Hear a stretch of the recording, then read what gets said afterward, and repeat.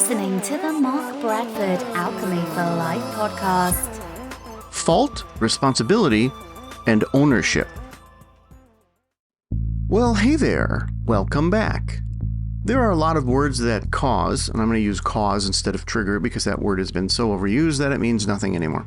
There are a lot of words that cause you to have a reaction, an emotional reaction. One of them is fault. Another one is responsibility. Another one is ownership. If you think about those words in various sentences, there are almost no sentences in which those words aren't going to cause you to react offensively or maybe put you in a sort of fight or flight mode, and it makes sense too. For example, if someone says, "You need to take responsibility." Oh, you need to take responsibility. There's no version of the nuance of saying that doesn't make you go, "Wait, what? Why are you pointing at me like that?" Let's take fault. "Oh, that was your fault." "Oh, okay, great.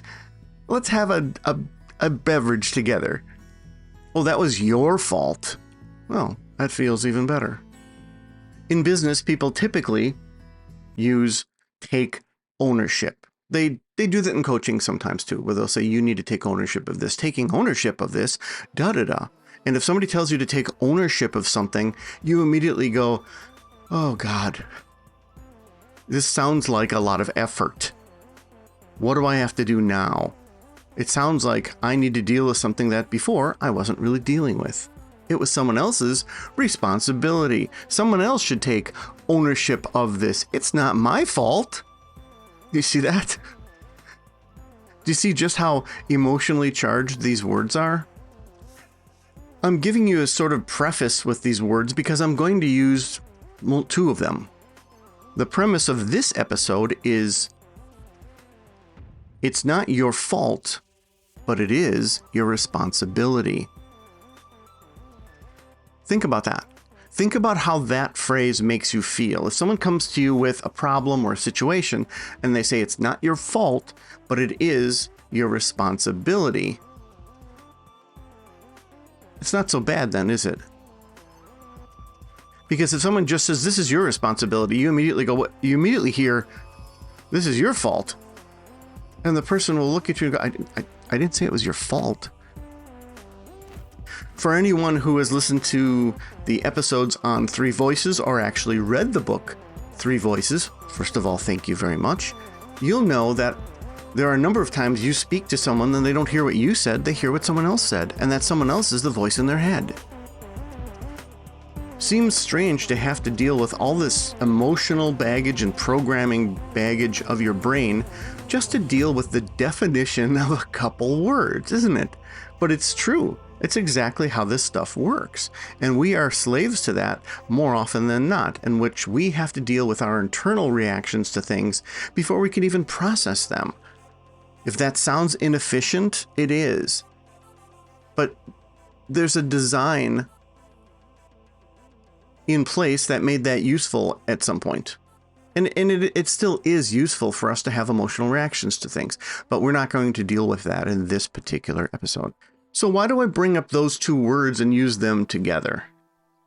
Well, for a few reasons. First of all, there are a lot of things in your life that isn't your fault, or rather aren't your fault. There also are a number of things that aren't your fault, but they're still your responsibility. In fact, those can be quite daunting sometimes. There are aspects of raising a child that sometimes aren't your fault, sometimes are your fault, but either way, they're still your responsibility. If you come into a new position, that becomes crystal clear. If it's your first day on the job, all the problems that your job is experiencing clearly aren't your fault, but they're also your responsibility. That's an easy one, right? But it's not so easy if you look at things in your past in your life or things that you have been dealing for a while.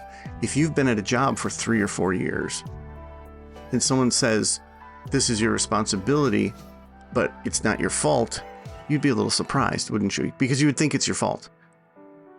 Sometimes you have to deal with the structure that's in place in which you attempt to make change, attempt to enforce rules and things like that. And you can't. Fewer because there are other rules in place that supersede yours and don't allow you to. So you tried, but it's still your responsibility. And that can be really frustrating. I bet if you think about it, you'll probably notice that there are a number of things in your life that are your responsibility that aren't your fault. But you probably don't phrase it that way unless your back is against a wall.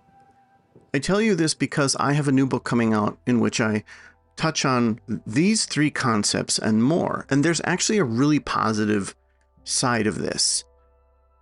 For example, taking ownership, right? Taking ownership and taking responsibility pretty much sound like the same thing. But there's a difference.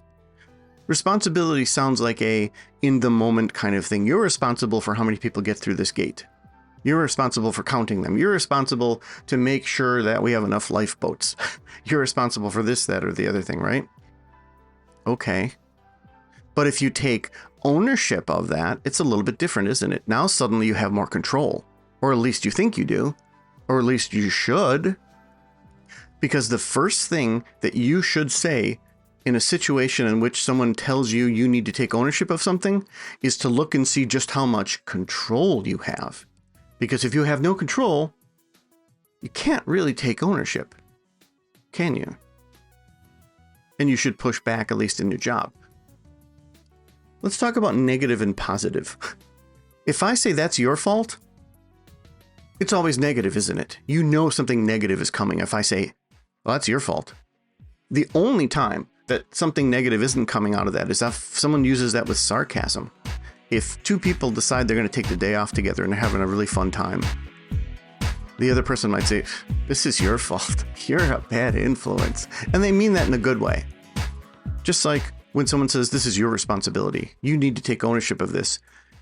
They never say, the fun that everyone's having at the party, you need to take ownership of that.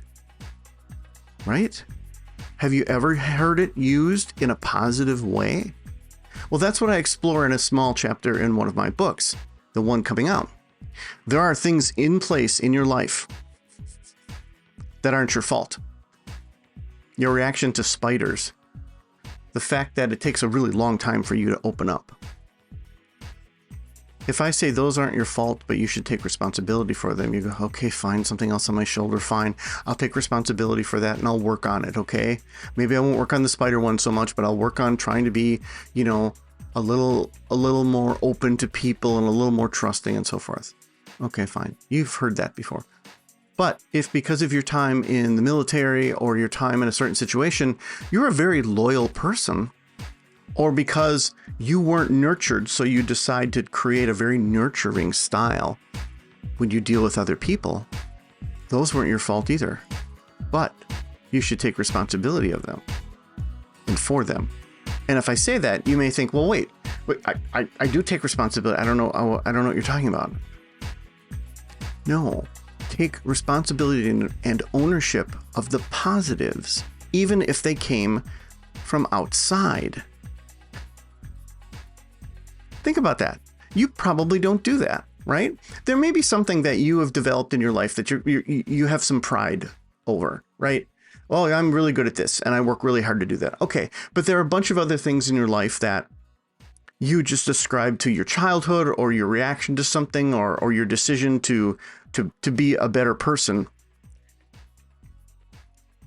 That's exactly the same as the negatives. Those aren't your fault, but you should take responsibility. And it's unfair to someone to tell them all the negative stuff in their life is their fault and they should take responsibility for it if you're not going to say all that positive stuff in your life, some of them might not be your fault, but you should take responsibility for that. Imagine that. Imagine saying, I take responsibility and ownership of the fact that I'm really good at being on time. Like, it's like a present waiting for you that you just never open. And I know that might sound silly to you. Like, Mark, you're just mincing words. It's all semantics, but it is all semantics. It's the way we say it and the way we think about it. So my advice to you is maybe listen to this again. And as I've said with a number of my podcasts, sometimes it's really good that when I ask you a question or I ponder something with you, to just pause at that point and go, I'm going to give this the thought it requires for a little bit and then continue. Because you should feel better about yourself at the end of this podcast. In fact, you should feel that way for most of my podcasts. At the very end, you should go, oh, that's all right. So please do that. And thank you. Thank you for listening. I love your feedback as always. Keep it coming. I always appreciate if you like, share, subscribe, and all that nonsense. And if you don't, that's cool too. By now, my new novella, The Devil's in the Details, has hit the shelves. If you like a smoldering quick read, then you may love reading The Devil's in the Details. Check it out.